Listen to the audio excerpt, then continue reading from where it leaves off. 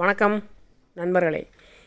இன்றைக்கி காலையில் பார்த்திங்கன்னா எந்திரிச்ச உடனே நம்ம கட்டுத்தரையெல்லாம் ஒரு ரவுண்ட் அடிச்சுட்டு அப்படியே ஆட்டு ஷெட்டுக்கு போய் பார்க்கலான்னு போயிருந்தேன். ஒரு ஆடு வந்து ஒரே ஒரு குட்டி போட்டிருந்துச்சு. அந்த குட்டி குடிச்சது போக மடியில் பால் எக்ஸஸாக இருக்குது. அதனால் ஒரு டம்ளர் அங்கேயே வச்சுருக்கிறேன்.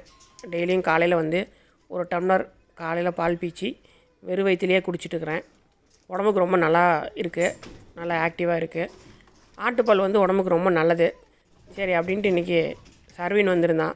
சரின்ட்டு சர்வீனுக்கு கொடுக்கலாம் அப்படின்னு கொடுத்தேன். அவன் வந்து ஃபஸ்ட்டு எடுத்த உடனே பால் குடிக்கிறதுக்கு கொஞ்சம் யோசிச்சுட்டு பார்த்துட்டே இருந்தான். அப்புறம் கடைசியாக குடிக்க ஆரம்பிச்சிட்டான்.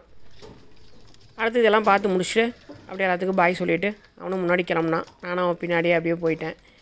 டெய்லியும் காலையில் இந்த ஆட்டுப்பால் குடிக்கும்போது உடம்புக்கு வந்து ரொம்ப நல்லாயிருக்கு. பச்சையாகவே வந்து குடிச்சிருவேன். அடுத்து பார்த்திங்கன்னா ஒரு முயல் குட்டி படுத்திருந்தது. அதை பார்த்துட்டு அப்படியே வந்து கோழிகளுக்கெல்லாம் தீவனத்தை போட்டோம். வாத்தெல்லாம் வந்து அடைச்சிருந்தது. தீவனத்தை போட்டு விட்டுட்டு தான் போய் திறந்து விட்டேன்.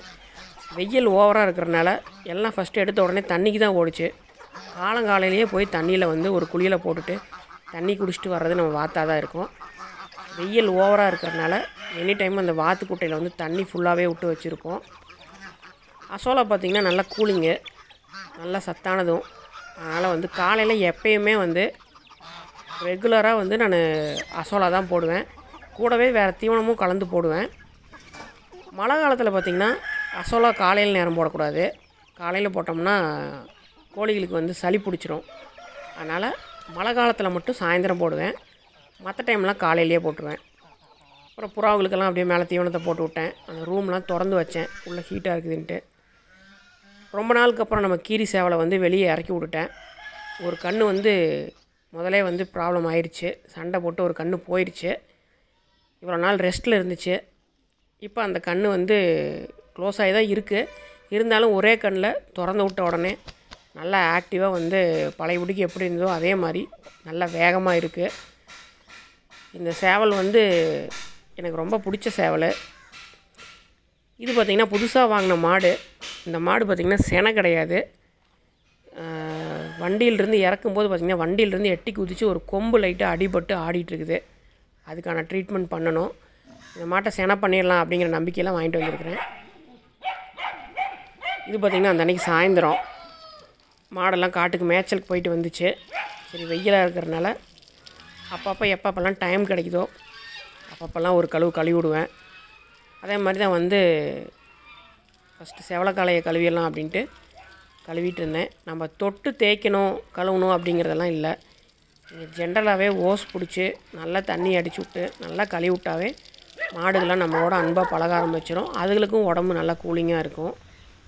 ஒவ்வொரு மாடாக கழுவி கொண்டு போய் கட்டிகிட்டு இருக்கிறேன். பால் கறக்கிற டைம் ஆனனால இப்போ வந்து பால் கறக்கிற மாட்டையெல்லாம் கழுவிலான்ட்டு கழுவுனேன். நைட்டு பார்த்திங்கன்னா ஒரு மரத்தில் வந்து ஒரு தேன் கூடு கட்டியிருந்தது, மலந்தேன். ரொம்ப பெரிய கூடு இல்லை, ஒரு நார்மலான தேன் கூடு கட்டி இருந்துச்சு. பார்த்திபன் வந்தார். சரி எடுத்துடலாமா அப்படின்னு 2 பேரும் பிளான் பண்ணோம். மாடெல்லாம் கொண்டு போய் நம்ம காட்டில் கட்டி மேய்ச்சிட்ருக்குறோமே அந்த காட்டில் இருந்துச்சு. நம்ம பார்த்திபன் வந்து மரத்தில் ஏறி அழுங்காமல் வெட்டி எடுத்துகிட்டு வந்துட்டார். நைட்டில் வந்து தேன் பூச்சிக்கு கண்ணு தெரியாது. நம்ம லைட்டு போடாமல் ஏறி நம்ம வெட்டிட்டு வந்தோம்னா கடி வாங்காமல் தேன் எடுத்துடலாம். இருந்தாலும் கொஞ்சம் சேஃப்டியாக தான் எடுக்கணும். பயம் இல்லாமல் நம்ம போகணும். அதுதான் ஃபஸ்ட்டு.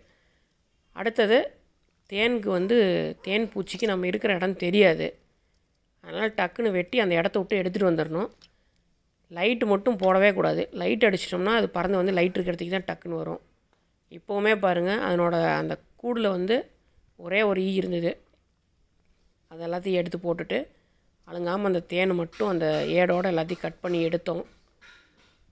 நம்ம நேச்சுரலாக இருக்கிற தேன் வந்து ரொம்ப டேஸ்ட் அதிகமாக இருக்கும் நம்ம கடையில் வாங்குறத விட.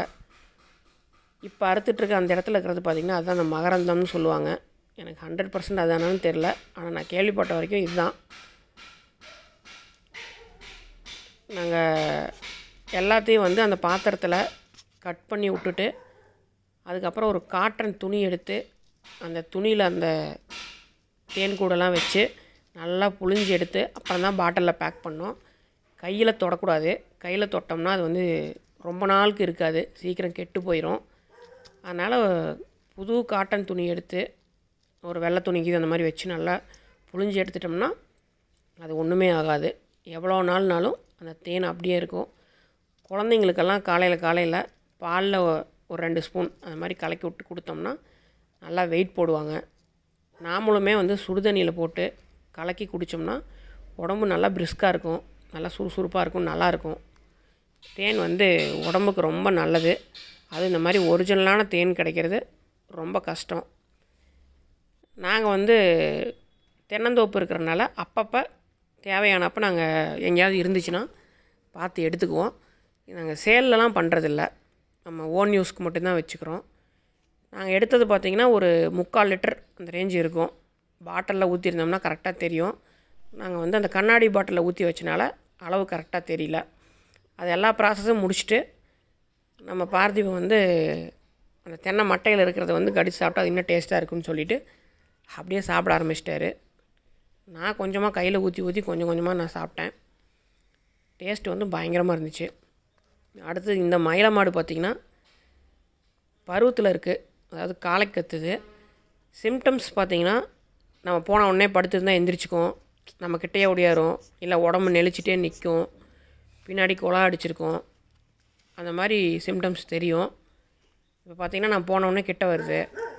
எல்லா மாடும் ஒரே மாதிரி பண்ணாது, ஒவ்வொரு மாடு ஒவ்வொரு மாதிரி சிம்டம்ஸ் காமிக்கும். புதுசாக வாங்கிட்டு வந்தோடனே அந்த மாடு என்ன பண்ணும் அப்படிங்கிறது நமக்கு தெரியாது. ரெகுலராக வச்சுட்ருக்கிறவங்களுக்கு இந்தந்த மாடு இப்படி தான் பண்ணும் அப்படிங்கிறது தெரியும். இந்த மாடு பார்த்திங்கன்னா எல்லா சிம்டம்ஸும் இருக்கும். இப்போ பின்னாடி பாருங்கள், பின்னாடி வந்து அந்த குலா அடிச்சிருக்கும். அடுத்தது கிட்ட நம்ம போனோம்னா உடம்பு நெளிச்சிட்டே நிற்கும். அந்த மாதிரி சிம்டம்ஸ் நல்லாவே தெரியும். இப்போ மற்ற மாடெல்லாம் அமைதியாக நின்றுட்டுருக்கும். இது பார்த்திங்கன்னா அந்த பக்கம் இந்த பக்கம் கட்டுத்தாரி ரவுண்ட் அடிச்சிட்டே இருக்கும். பால் கறக்க நம்ம போகும்போது கன்றுக்குட்டி மேலே ஜம்ப் பண்ணும்.